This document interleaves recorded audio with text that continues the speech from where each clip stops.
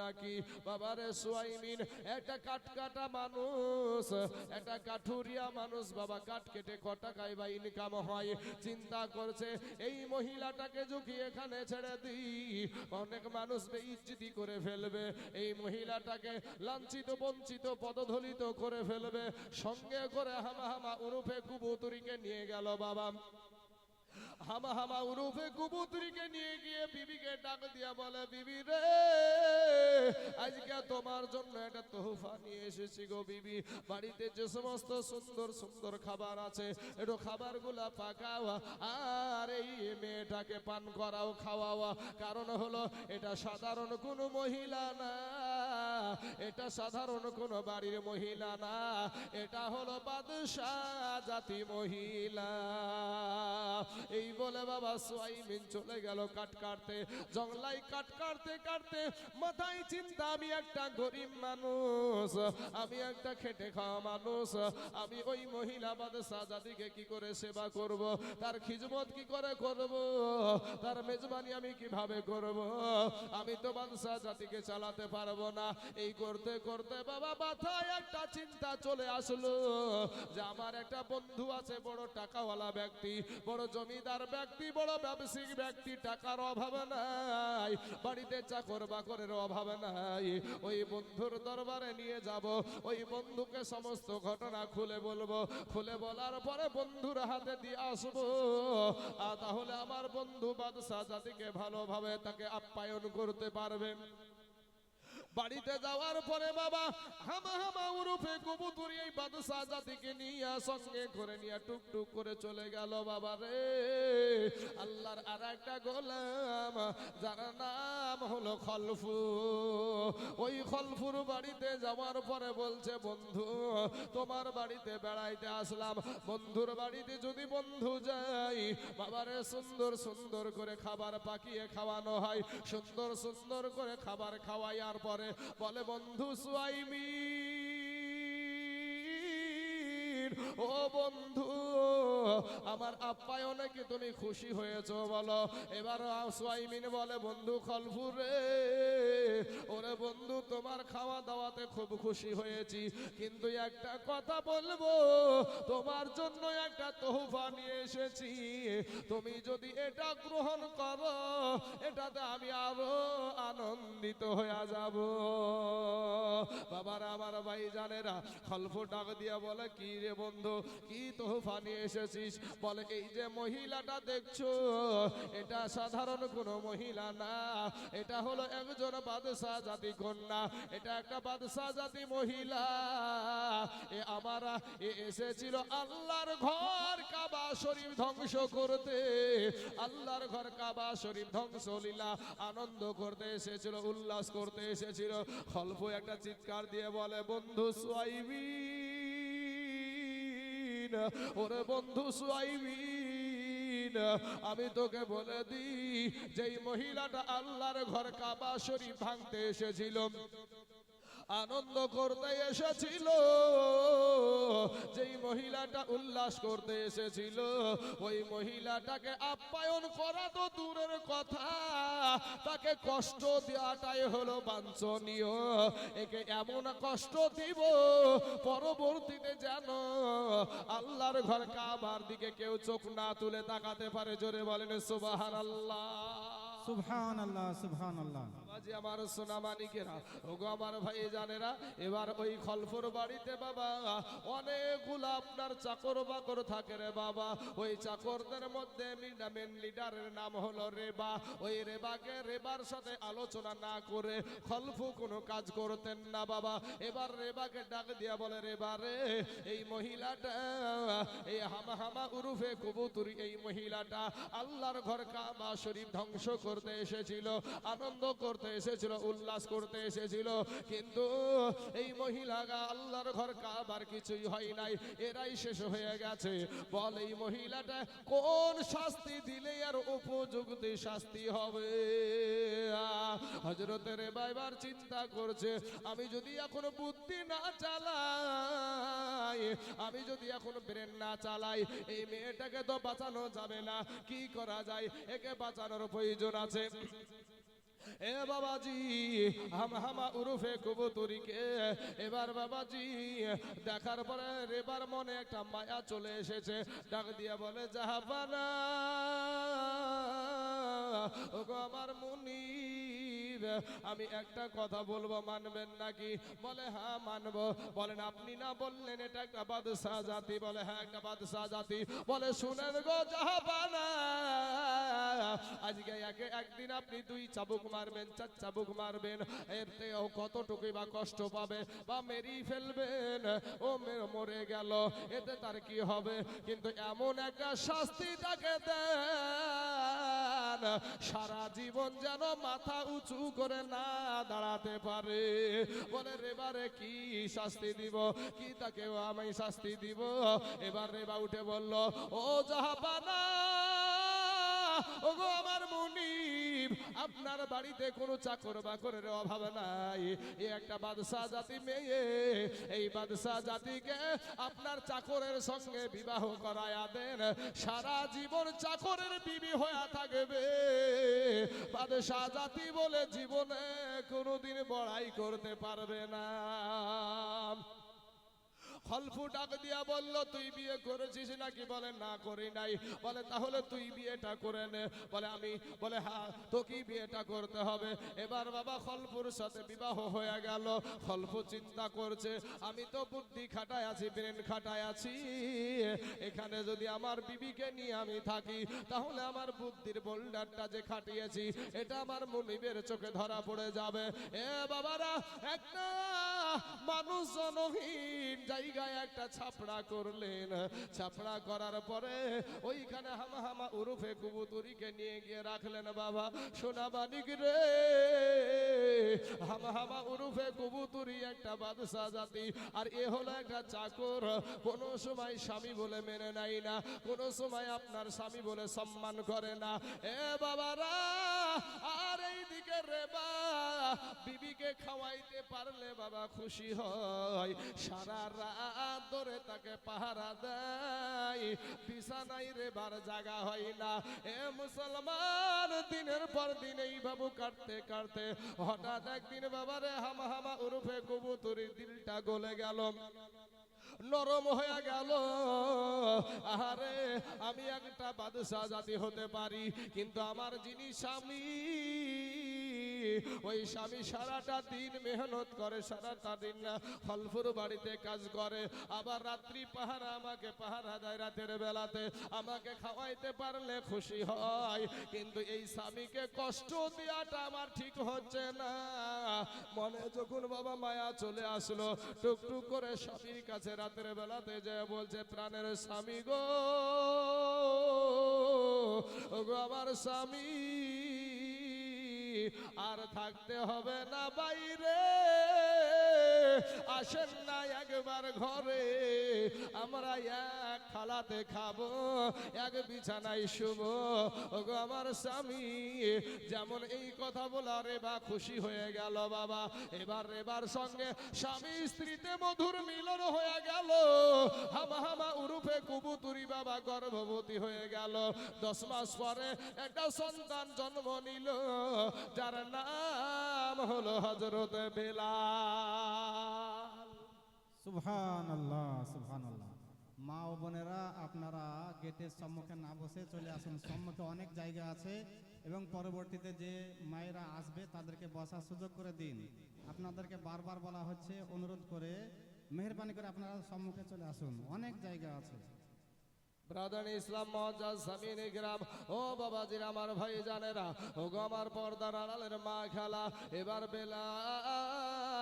বেলালেরা 2টা ভাই ছিল বাবা, আমি শুধু বেলালের কথাটাই বলে যাব। বাবা রে, বেলালকে ছোট্ট অবস্থায় বাবা খলফুর বাড়িতে বাবা চাষি কাজে ভর্তি করে দিল। এ মুসলমান, বেলাল খলফুর বাড়িতে কাজ করে। খলফুরও 2টা বেটা, বড় বেটার নাম হলো উমাইয়া। খলফু বেটাকে ডাক দিয়া বলে, রে উমাইয়া, কাছে আয়, কাছে আয়, আমার বয়স হয়ে গেছে রে, আমার স্থাবর অস্থাবর আমার ধন সম্পদ যা কিছু আছে তোদের দুই ভাইকে আমি বুঝায়া দিতে চাই। বেটাদেরকে বুঝায়া দিল। খলফুর বাড়িতে বাবা বেলালেরা দুই ভাই কাজ করতে থাকে। এবার উমাইয়াকে বুঝাইয়া দেওয়ার পরে কিছুদিন পরে খলফ মারা গেল, রেবাও মারা গেল। এ বাবাজি দেখবেন বাবা সকাল বেলায় কোনো আল্লাহর গোলাম যদি ফজরের নামাজ পড়ে, ঠান্ডা পানিতে ওযু করে যদি বাবাজি নামাজ পড়ে, ওই নামাজ পড়া ব্যক্তি রাস্তা দিয়ে চলবে, বাড়িতে থাকবে সারাটা দিন, তার মনে একটা আনন্দ উপভোগ করে। কিন্তু বেলা 8টার সময় যে ব্যক্তি উঠে বাবা চোখে আপনার নোংরা নিয়ে যেই ব্যক্তি বেলা 8টা 9টাতে উঠে, ওই ব্যক্তি কিন্তু যেই ব্যক্তি ফজরের নামাজ পড়েছে ওই ব্যক্তির মতো আনন্দ পাবে না, শান্তি পাবে না রে বাবা। এইরকম আল্লাহর নবীর একজন বাবাজি আশিক, যার নাম হলো আলকামা রাদিয়াল্লাহু তাআলা আনহু। উনি রাস্তা দিয়ে চলে যাচ্ছে, হযরত বেলালের একটা বন্ধু লাগে রে বাবা। এবার এত আনন্দ উল্লাস করতে করতে যাচ্ছে, বেলাল ডাকে দিয়ে বলে, বন্ধু আলকামা রে, ওরে বন্ধু আলকামা, তোমাকে এত খুশি দেখা যায়, বিষয়টা কি, ব্যাপারটা কি, তুমি সকালবেলা এত আনন্দিত কেন? আলকামা ডাক দিয়ে বলে, বেলাল রে, আমি এমন একটা ব্যক্তির কাছে গিয়েছি, উনি সাধারণ কোনো ব্যক্তি না, উনি হইলেন আখিরি জামানার পয়গম্বর, উনি হলেন রহমাতাল লিল আলামিন। ওনার কাছে এমন কিছু জিনিস আমি শিক্ষা করেছি, ওগুলা যখনই আমার অন্তরে তেলাওয়াত করি, আমার জবানে তেলাওয়াত করি, তখনই আমার দিলটা আনন্দিত হয়ে যায়। জোরে বলেন সুবহানাল্লাহ। সুবহানাল্লাহ। বেলাল একটা ডাক দিয়া বলে, এ আলকামা, আমি তোমার বন্ধু লাগি রে ভাই, একটা বার বলো না কি তুমি শিক্ষা করেছো? অমনি আলকামা পড়তে লাগলো, বিসমিল্লাহির রহমানির রহিম, ইকরা বিসমি রাব্বিকাল্লাযী খলাক, খলাকাল ইনসানা মিন আলাক। এই সূরাটা বাবা তেলাওয়াত করতে শুরু করেছে। যখন বাবা সূরাটা শেষ হয়ে গেছে, আলকামা থামিয়ে গেছে। বলে, ভাই আলকামা, ওরে ভাই আলকামা, কেন থামলি রে ভাই? কিসের জন্য থামে গেলি? আর একটু পড় না রে ভাই। কারণ বাবাজি আল্লাহর কালামে যে মধু, এই মধু বাবারে কোনো কিতাব পড়লে আপনি পাবেন না। কোরআন যেই ব্যক্তি পড়ে, যত পড়ে তত মজা লাগে, যত পড়ে তত মজা লাগে। কিন্তু বাবারে শয়তান সব সময় আপনাকে কোরআন থেকে দূরে রাখে। আজ আপনি নিজেও কোরআন জানেন না, আপনার সন্তানও জানে না, আপনার বিবিও জানে না। নাম নিয়েছেন মুসলমানের বাচ্চা। এ বাবাজি আপনার মা মুসলমান, বাবা মুসলমান, ভাই মুসলমান, 14 গোষ্ঠী মুসলমান, এরপরও 5টা কালেমা পড়তে পারেন না। আত্তাহিয়াতু জানেন তো, দুরুদ শরীফ জানেন না, দুরুদ শরীফ জানেন তো, দোয়া মাসুরা জানেন না, দোয়া মাসুরা জানেন তো, দোয়া কুনুত জানেন না, দোয়া কুনুত জানেন তো, দোয়া শানা জানে না। এ বাবাজি 100টা মানুষ যদি নামাজ পড়ে, 2টা ব্যক্তি ভালোভাবে নামাজ পড়তে পারে, আর 98টা মানুষ আর কুল, এর ভিতরেও বাবাজি 10টা ভুল। এরপরেও মাস্তানি করো রে বাবা, এই দুনিয়াটা কিছুই না রে মুমিন। এরে আমার যুবক ভাইরা, আব্বা জানেরা, মা খালা গো, ফিরে আসেন মা, তওবা করে আল্লাহর কাছে ক্ষমা চান। আমার আল্লাহ আপনার জীবনের সব গুনাহ মাফ করায়া দিবে। জোরে বলেন সুবহানাল্লাহ। সুবহানাল্লাহ। এ বাবাজি আলকামা রাদিয়াল্লাহু তাআলা আনহু আবার দ্বিতীয়বার ওই সূরাটা তেলাওয়াত করলেন। বাবা খোদার কসম গিরা বলি রে বাবা, হযরত বেলালের শরীরে প্রত্যেক একটা পশম দিয়া বাবা ঘাম বেরিয়ে গিয়েছিল, জোরে বলেন সুবহানাল্লাহ। সুবহানাল্লাহ। এ বাবারা আলকামাকে ডাক দিয়া বলে, বন্ধু রে, এটা সাধারণ মানুষের কোনো কাব্য হতে পারে না, এটা কোনো কবি লিখতে পারে না, এটা কোনো শিক্ষিত মানুষের লেখা হতে পারে না। এই কালাম যার কাছে তুমি শিক্ষা করেছো তার কাছে কি একটু আমাকে নিয়ে যেতে পারো? বলে হ্যাঁ পারি। এবার নিয়ে চলে গেল বাবা। যাওয়ার পরে আমার নবীর কাছে যাওয়ার পরে কালেমা পড়ে মুসলমান হয়ে গেলেন। কালেমা পড়ে যখন মুসলমান হয়ে গেছে, চতুর্দিকে এলান হয়ে গেছে, বেলাল উমাইয়ার চাকর, ওই উমাইয়ার চাকর কালেমা পড়ে মুসলমান হয়ে গেছে। এ বাবাজি উমাইয়ার কানে পৌঁছে গেছে। উমাইয়া একটা বিশাল কাফের বাবা, ওই পাকা কাফের আল্লাহর নাফরমান বান্দা। যখন বাড়িতে চাকরি করে হযরতে বেলাল, আমার নবীর আশিক, আমার নবীর পাগল গো, হযরতে বেলাল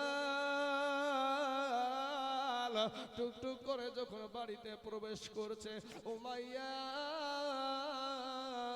এটা ডাক দিয়া বলে, বেলাল রে, এই বাড়িতে যত চাকর আছে তোর মতন ভালো চাকর একটাও নাই। ওরে বেলাল, তুই এত বড় আঘাত দিবি আগে জানতাম না রে বেলাল। বলে কি আঘাত দিয়েছি? বলে তুই নাকি কালেমা পড়ে মুসলমান হয়ে গেছিস।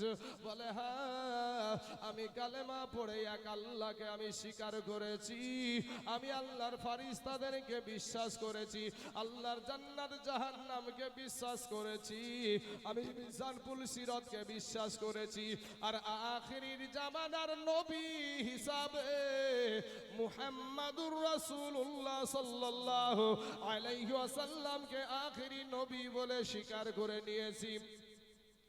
এ বাবারা, উমাইয়া একটা ডাক দিয়া বলছেন,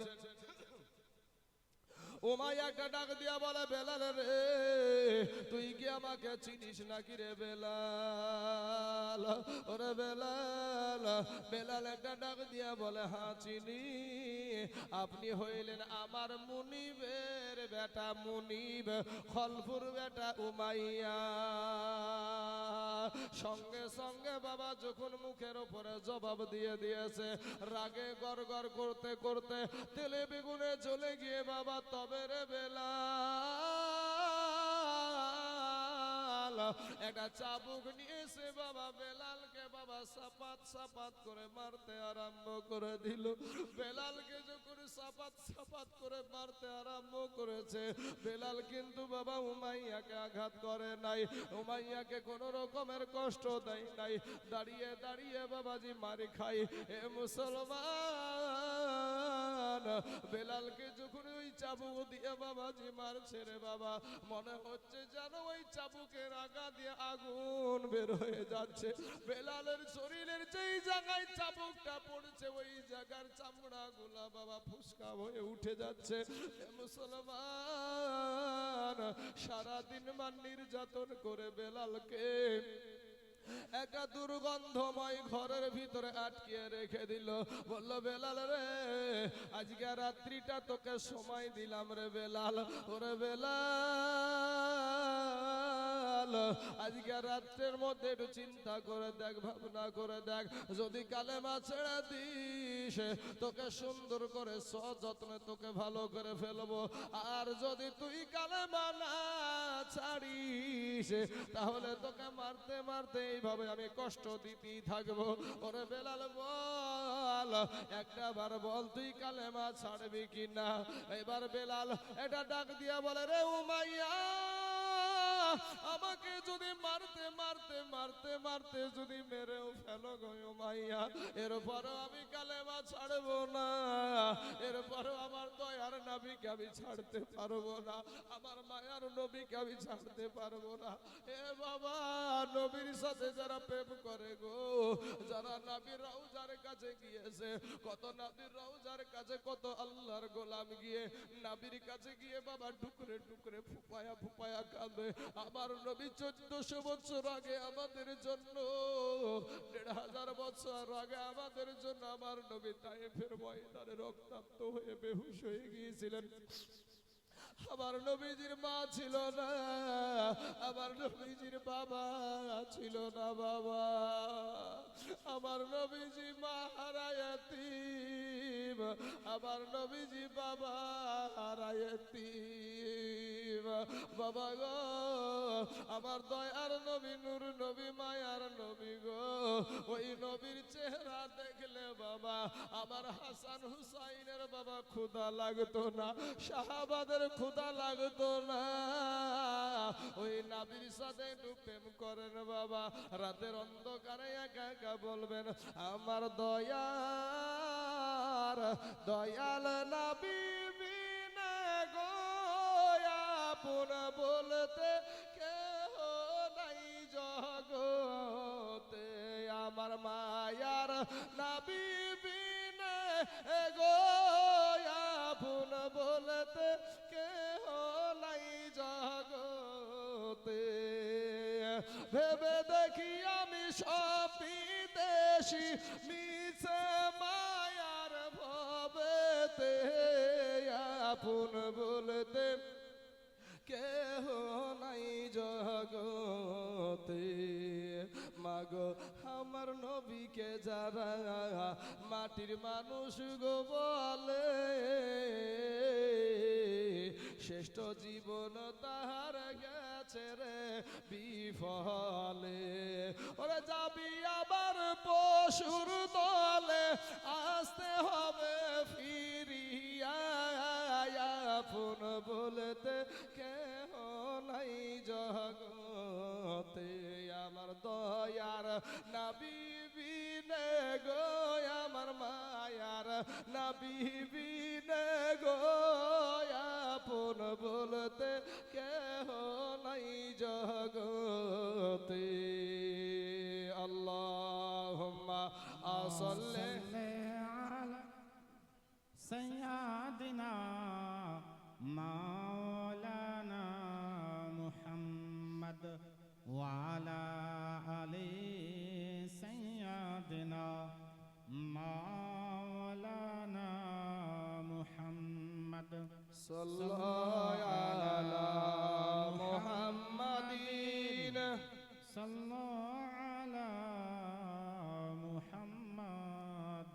हरदम ज़बान से निकालो पाक नामे मुहम्मद, हरदम ज़बान से निकालो शफीआना मुहम्मद सल्लल्लाहु अलैहि वसल्लम।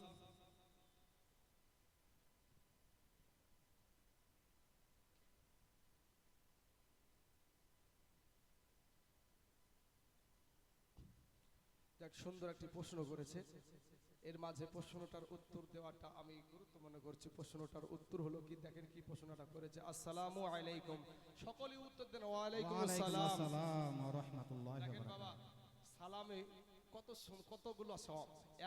উনি একবার সালাম বলেছেন আসসালামু আলাইকুম, আর এতগুলা মানুষ আমরা বললাম ওয়া আলাইকুম আসসালাম, এতগুলা মানুষের কাছ থেকে উনি দোয়া বলেন, অথচ এই সালাম আমরা দিতে চাই না।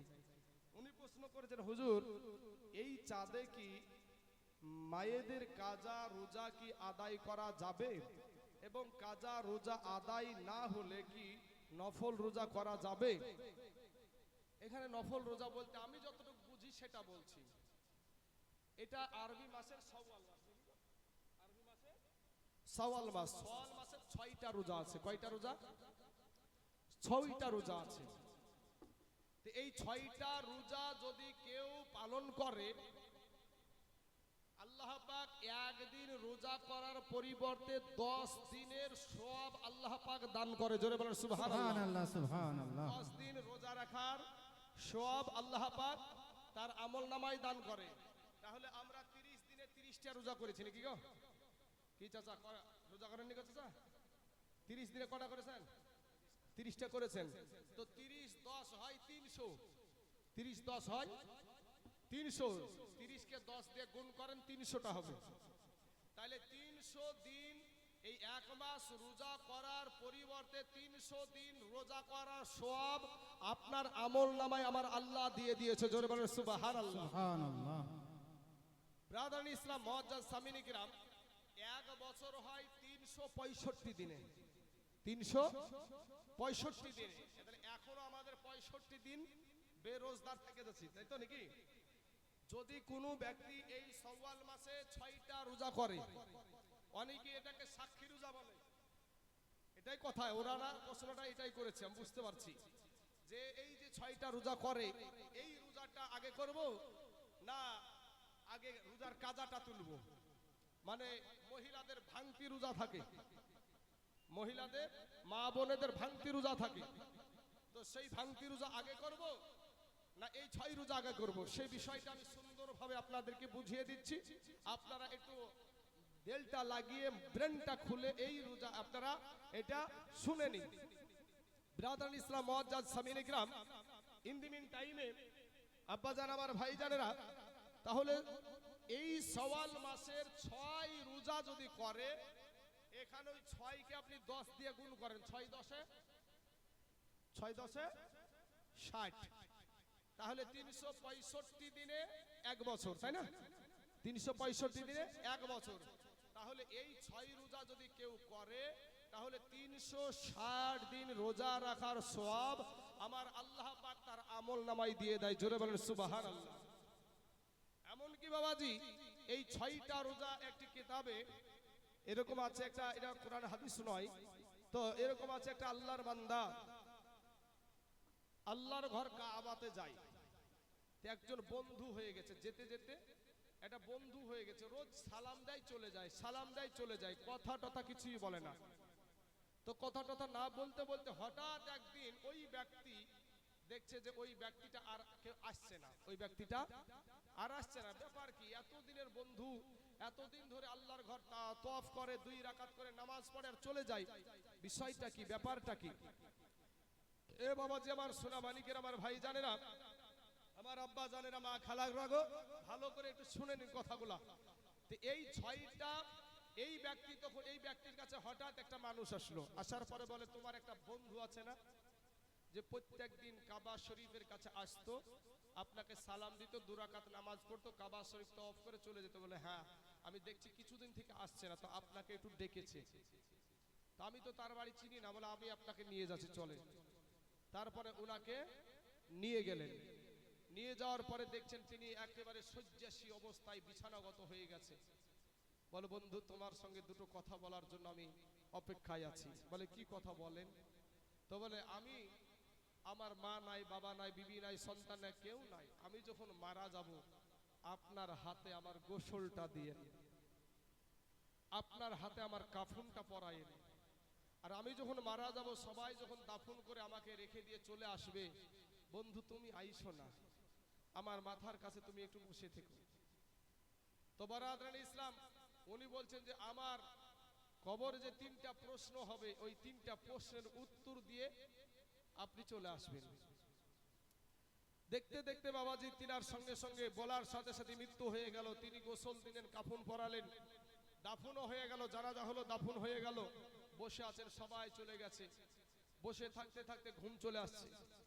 ঘুম আস্তে আস্তে আস্তে আস্তে আস্তে কে যেন বলছে, এই আল্লাহর বান্দা এখান থেকে চলে যাও, এখানে থাকার কোনো প্রয়োজন নাই।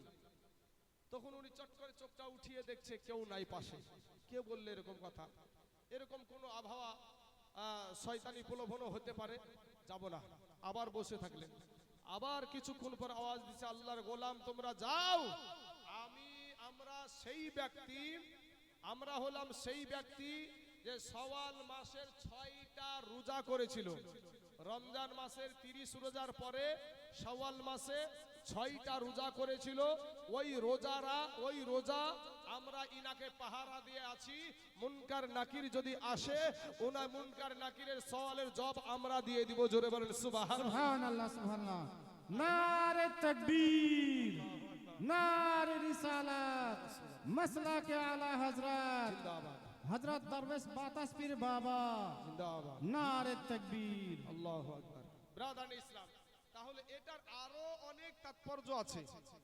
এই 6টা রোজার আরো অনেক তাৎপর্য আছে। আমি ওদিকে যাচ্ছি না। রোজাটা কিভাবে কি নিয়মে রাখবেন, মা বোনেরা এই রোজাটা বেশি করে। তো এই রোজাটা মা বোনেরা যদি সওয়াল মাসের 6টা রোজা যদি আপনারা করেন, যদি কেউ মনে করেন একসঙ্গে 6টা রোজা করব, আপনি একসঙ্গে 6টা রোজা করতে পারেন। আবার যদি মনে করেন না এই সপ্তাহে আমি 2টা করলাম, আগামী সপ্তাহে 2টা করব, পরের সপ্তাহে 2টা করব, চতুর্থ সপ্তাহে 2টা করব, এইভাবে 6টা করব, তাও করতে পারেন। আপনি ভেঙে ভেঙেও করতে পারেন। এখন আপনি আগে এই সওয়াল মাসের রোজা আদায় করবেন না আপনার রমজান মাসের ভাঙতি রোজাগুলো আদায় করবেন? প্রশ্ন হলো এটা। বাবাজি আমার, মা খালা রাগো, কাজা আদায় করতে গিয়ে যদি সওয়াল মাসের 6টা রোজা ছুটে যায়, তাহলে আগে সওয়াল মাসের রোজা করবেন। আর যদি দেখছেন যে আমি কাজা আদায় করার পরেও সওয়াল মাসের 6টা রোজা পাবো,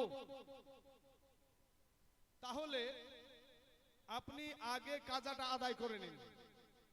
কিন্তু কাজা আদায় করতে গিয়ে যদি মনে হচ্ছে যে আমার সওয়াল মাসের রোজা ছুটে যাবে, মানে এই 6টা রোজা সওয়াল মাসই করতে হবে আপনাকে,